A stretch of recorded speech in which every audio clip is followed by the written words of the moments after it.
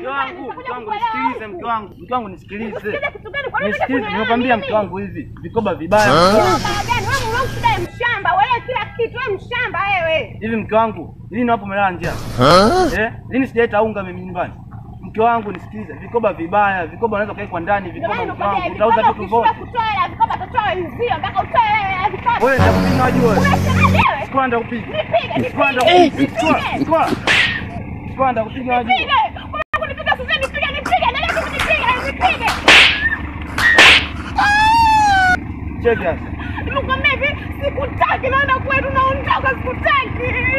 Bora usinipende lakini vikoba achana navyo skola, mbona unataka kunielewa mke wangu vipi mke wangu? Wanawake mke wangu alisema anaondoka, sio ndo kapanda iligusi. Mbona sielewi sasa. Ndani simuoni. Sina ndo hivyo linapita. Skola wangu jamani, lakini nilikuwa nampenda skola. Bwana ningemruhusu tu aende kwenye vikoba vyake bwana.